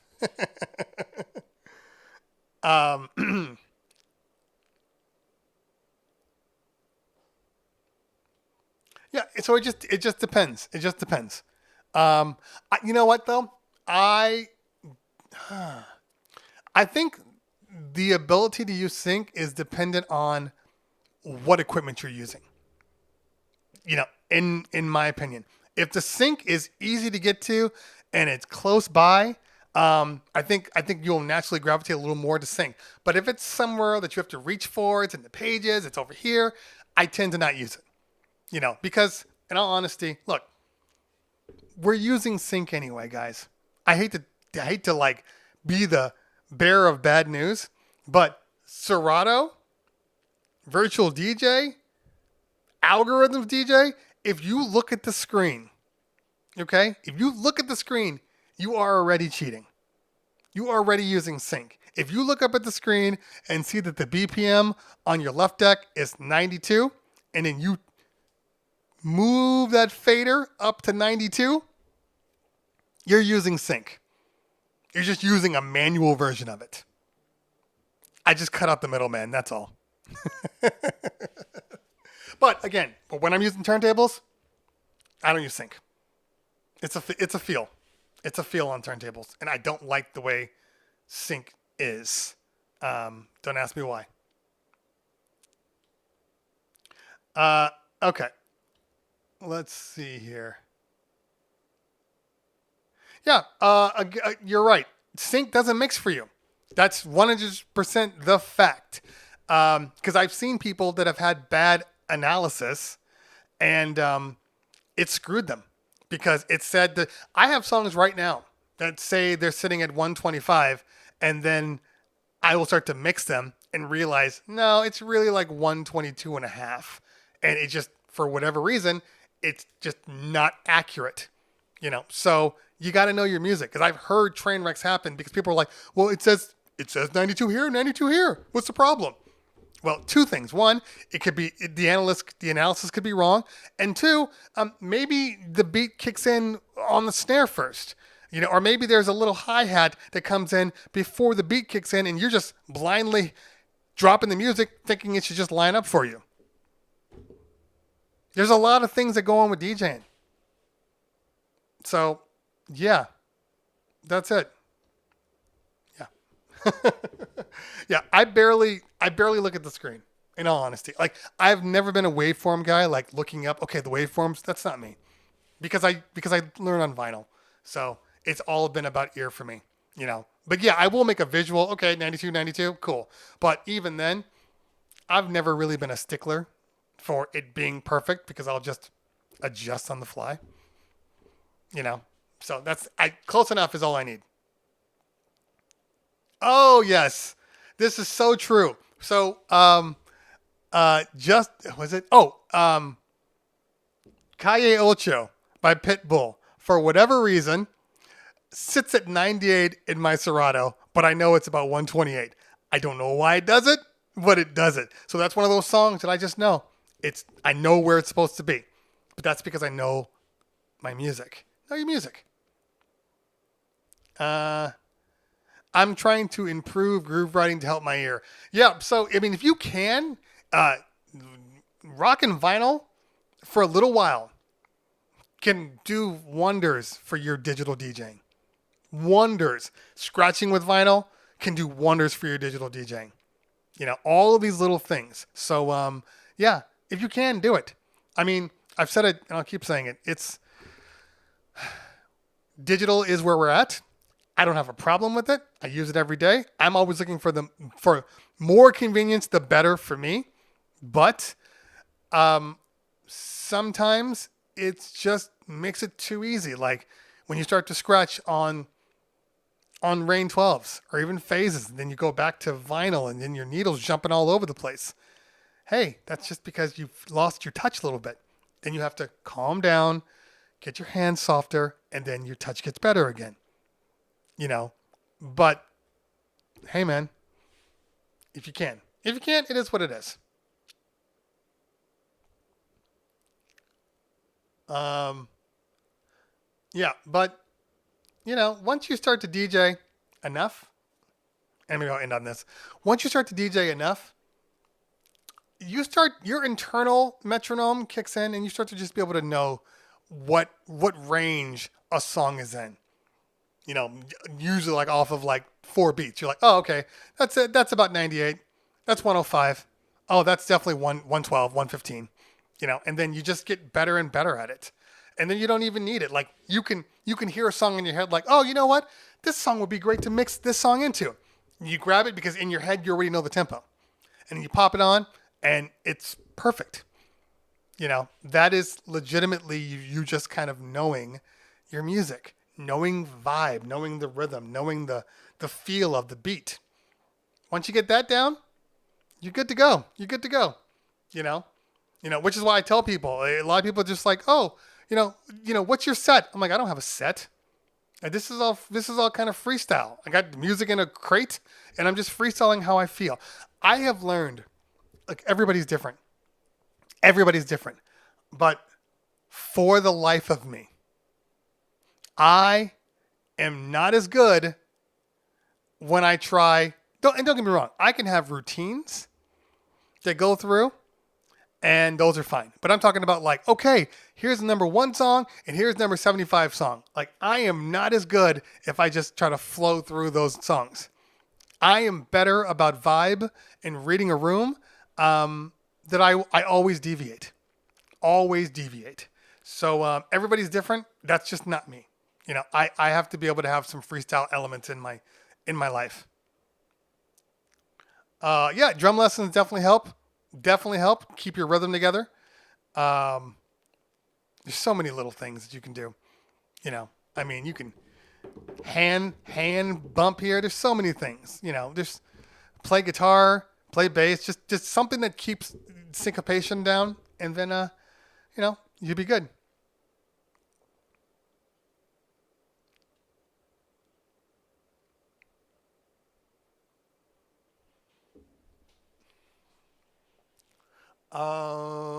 Let's see here. Yeah, it's been so hard for me to get.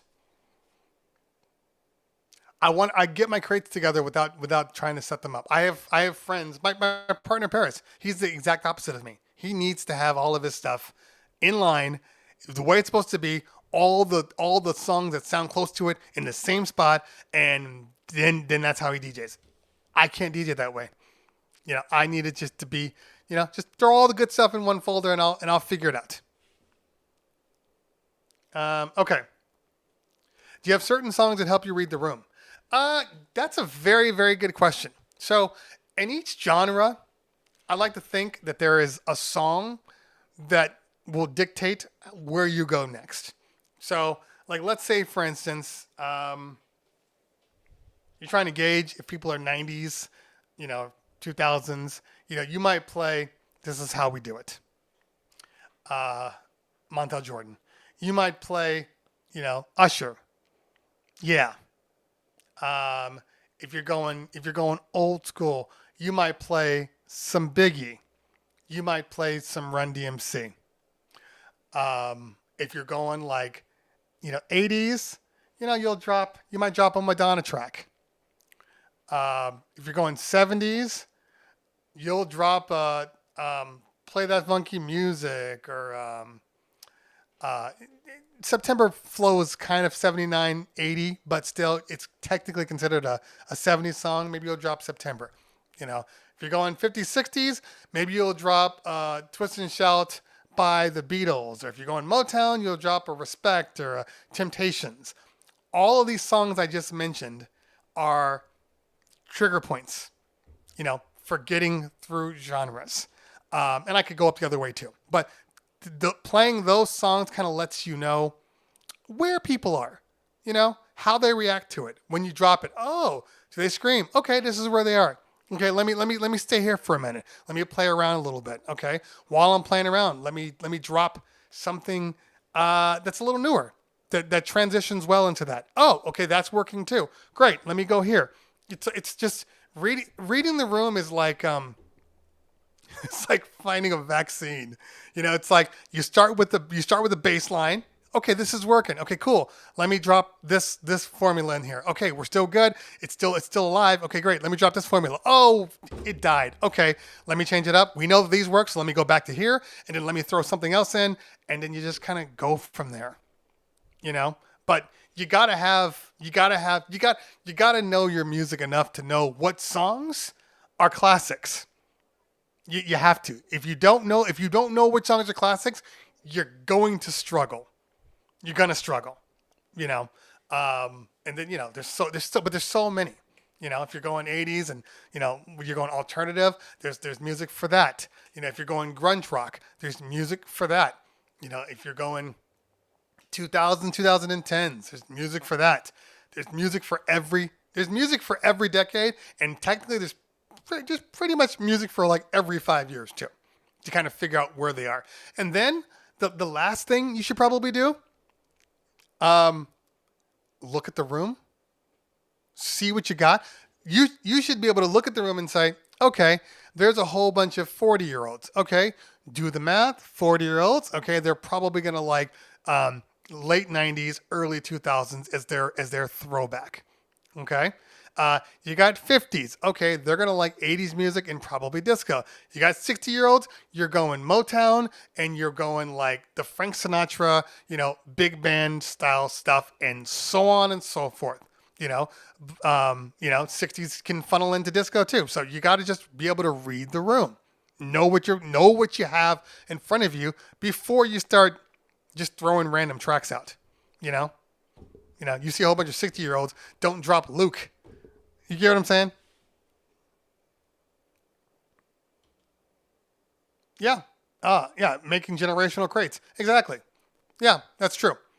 Like my generation will say like 2000s. Like to me, that means 2000 to 2010 and anything in between, and then 2010 to 2020, anything in between. And then you have I will always call old school because that's my old school, which is like 90s. 90s music is my old school. Yeah. Can you suggest the best shoes to wear while DJing? Comfortable ones.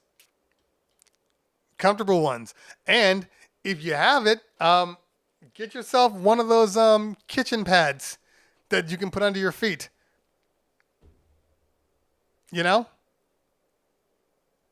So anyway, but yeah, comfortable shoes. Shoes with some padding. Let's see here.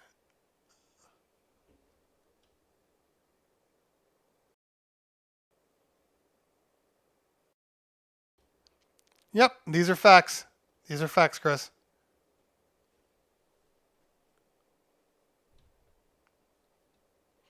Yeah, okay, so this is a funny thing. I haven't been reading the entire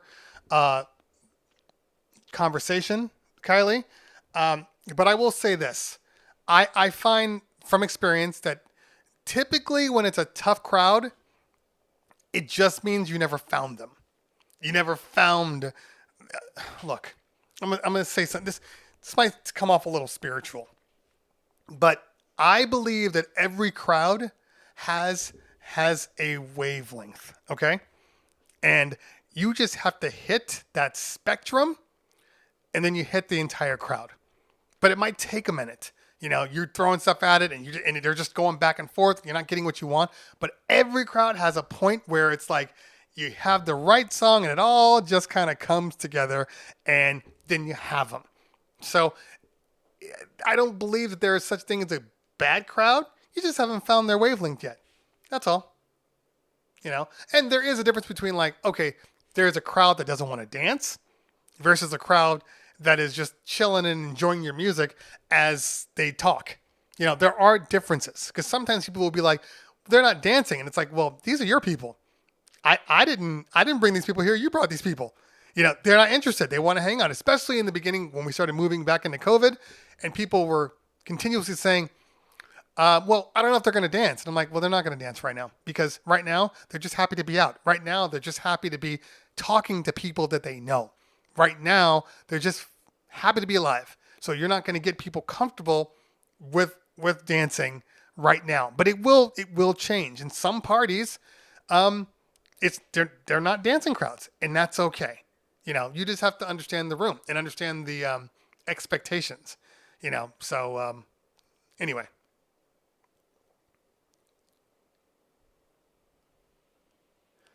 I just saw a thread from my Navy buddies about music playing in the clubs. Need to send you the artists they listed. I don't know if that was for me, but yeah, sure. Send them my way. I'd love to take a look at them.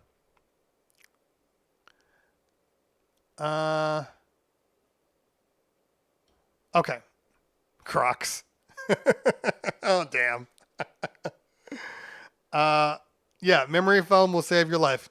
Like, I've taken off my shoes with memory foam and just DJ barefooted.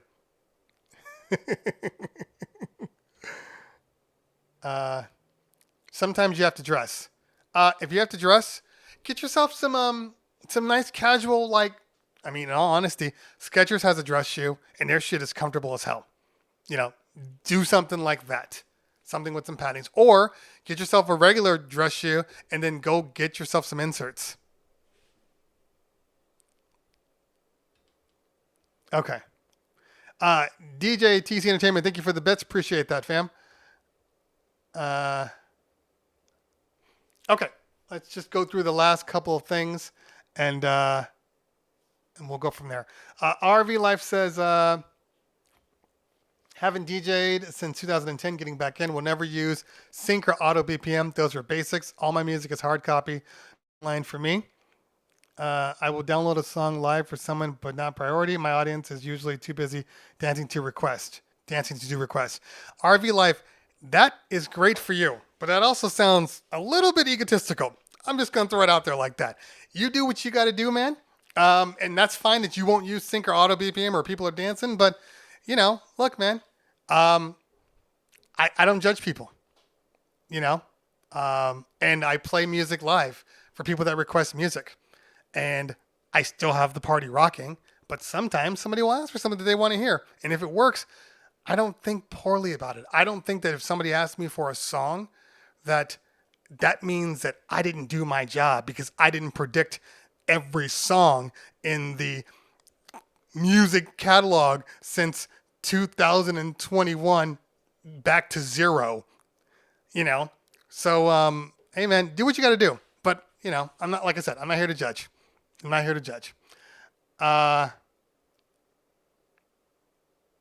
Head nods and toe taps, kind of lip syncing. Okay. How long should it take for a request to be played? That's on you. I can't answer that. You play the request when it needs to be. Yeah. There's absolutely nothing that says you have to play a request.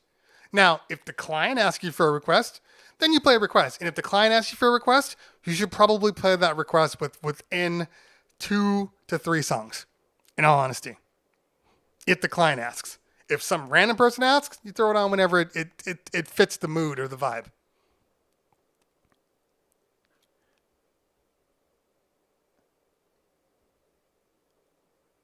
Okay.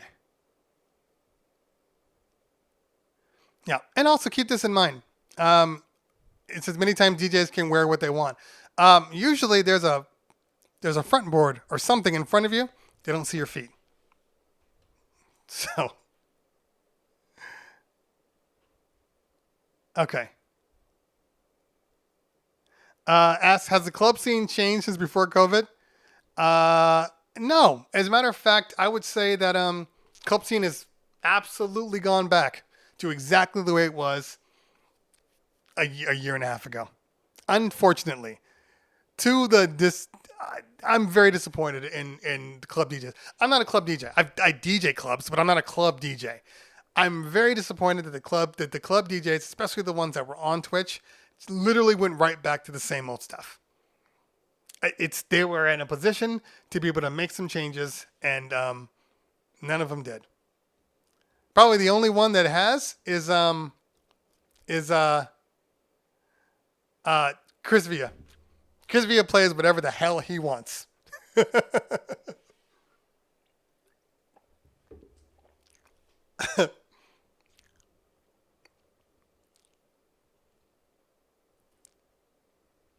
Okay.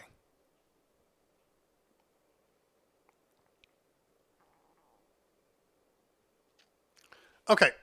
Vic Vaughn says, hold on, let me get back to this one real quick. Okay. Getting ready for a charity event for veterans with PTSD, 160th people. Uh, all the info guy will give me on is backyard music. Thoughts? Okay. Um, if they don't ever tell you what they want, you definitely got to look at the crowd. I always start with basics. Stuff that like I assume because it's a backyard event that all the food, everything's in one place, so it's all right there. So your first 30 minutes to an hour is going to be nothing but like background music anyway. Start testing the waters with the background music. Obviously, when they first come in, you're playing real mellow, and then as you progress towards the future, you start to pick up the pace. But I would start generic. I'd start generic, see what it is. There's a lot of variables in this. One, you got veterans with PTSD. Are their wives there with them? Or is it just the guys or the girls? I'm not trying to say that girls aren't in the military, but is it like majority of guys? Is it their guys and their wives? Is it a dinner party? Is it just like a barbecue? Like all of these things. And then what are their ages? You got to look at all, there's a whole bunch of variables in this, but let's just say, they're in their 30s or 40s. I would, just keep it real basic. I probably wouldn't, it depends on where you live. You know, I mean, I probably wouldn't necessarily drop a whole bunch of hip hop in the beginning. I'd see where they were with just kind of basic music. I'd go after their wives and their girlfriends. And then, they will kind of make the dance floor happen and then go from there. But there's so many little variables in what you're saying besides, oh, it's just a whole bunch of veterans. That's what he told you, but he didn't tell you the details. Which is key, Yeah, Nickelback works 120% of the time. I would also say, I always find that a lot of veterans like country music. Not that I would play a lot of, but especially in the beginning, I might drop a couple of country tracks. I'd love to be a club DJ. Would I ever do it? Probably not. Everybody's different, I mean, look, there's a time and a place. I personally feel like I missed the club DJ thing. Like I was in the clubs doing DJing and then I stopped, went to private. Club DJing is not for everybody. I tell people this and nobody wants to believe me. It really isn't. There is a style to club DJing. Now, I'm not saying I couldn't do it, but it would take me a few club gigs to get that. Oh, okay. Now I understand the vibe, and then go from there. But there is a style to club DJing that not everybody has, and you have to know this about yourself. Not everybody can do a club gig. Like I said, I watched Chris Villa when I was in Phoenix or Arizona doing that event, and I went to his spot, and I watched him DJ in absolute amazement. And he was playing everything that he wanted to play, anything and everything. But I watched him, and I'm just like, that's how you DJ a club. But not everybody has that, honestly.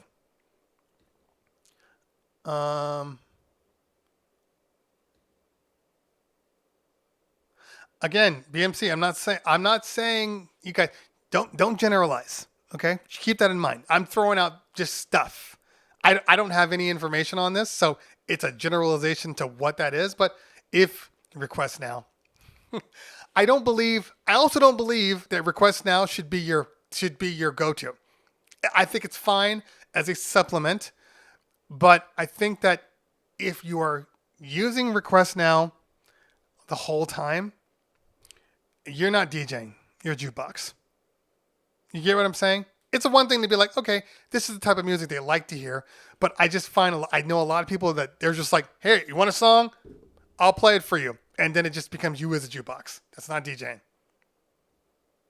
DJ treated me very, very well. Very, very well. No complaints whatsoever. Okay. Last couple. I got to take my little girl to her. She has tutoring.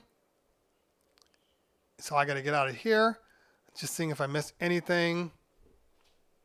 If someone tips you for a song request, is that the same as a client request? If someone tips you for a song request. No, it's not. Because, I mean, if somebody gives you money and you accept the money, you probably should play their song relatively quickly, in all honesty. Because you've now just basically started up a contract for that one song. But if you play that song and your client comes up and is like, I hate the song, change it, you got to get it off. You know, that's just facts. But yeah, anytime money is a money transaction is made, you gotta, you know, you gotta take care of it. Okay. All right.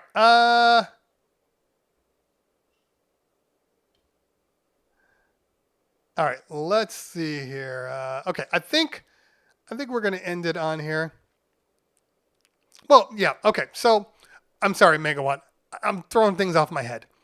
Obviously, you're gonna like rock. I like to bleed rock in the country because there's a lot of country style rock out there and a lot of rock that's pretty much country but more just popular music. But yes, I agree with you. Rock.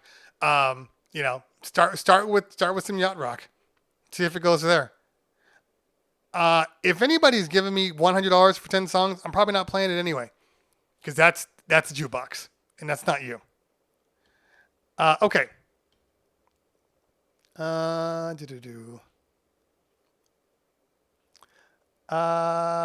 Let's see here. Anything else? All right. I think I'm going to, what is that? Did you make the whole bag? Why are you showing it to me? Is this for me? My son's making tater tots. But he already made tater tots. That's Isaiah. Working DJ. He's actually working today. Or tomorrow. I'm not working. Technically, he's the breadwinner of the family. You want this office now? I think I'm just going to use the pop rate and just freestyle it. Okay. All right. Oh, they said congratulations on 4th place. Thank you. He says thank you. Yeah. He said chef and DJ. Yeah. It's hard to throw tater tots into an air fryer. Don't eat them all. I'm coming back for them. I don't want them right now. I'll come back for them later. Make sure you're following DJ Izzy B. He will be streaming again because he's got to pay for his computer. So his first few shows, Twitch streams, have to be to pay for his computer. He says August. He will be on right after his birthday. You should probably do one on your birthday. Go make that money, son. No, don't do a 24-hour. Just do a couple hours. Izzy B on the Rain 12s, ripping it up. Special guests. Oh my God. At least 5 hype trains needed. See what I deal with? I need to fix the computer, people. This is my life. I need that M1 chip. Yeah, you do need the M1 chip. Always getting outdone. I can't win. All right. Having said all that, let's figure out who we're going to raid. Now we're bleeding into the 2 o'clock territory. So anybody that's on should be on for the next few. This is for all the Twitch people. Let's see who we got.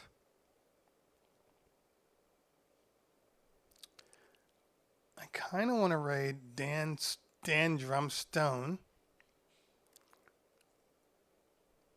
Hold on, let's see what he's doing. Here, enjoy some.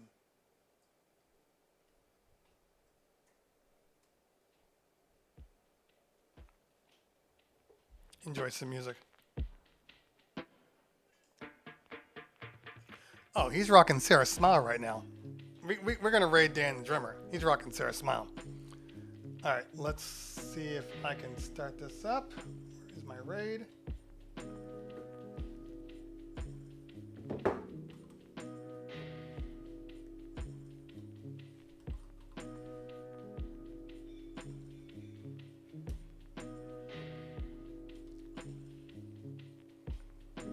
I don't even know how many people are on here, but we're gonna go anyway. Make them play vinyl for a day. Yeah, seriously. Okay, so well, unfortunately, I totally just clicked on Dan, so we're gonna raid Dan because I haven't seen Dan in a while. Make sure you come by tomorrow. We're gonna have Mixmaster GNL talking about his new streaming conversion utility that allows you to stream all of your allows you to tag all of your cue points in streaming music, which isn't possible right now. So that should be exciting. Thank you guys so much for hanging out today. We'll see you tomorrow, 9:30 a.m. Pacific Standard Time. Should be a good time as always. It'll be a short one, only about an hour, and then we're heading off. So as soon as this thing raids out, we are gone. Enjoy your day. DJ Isms keeps saying, what does that mean? All right, guys, enjoy yourself. We'll see you soon. Peace out.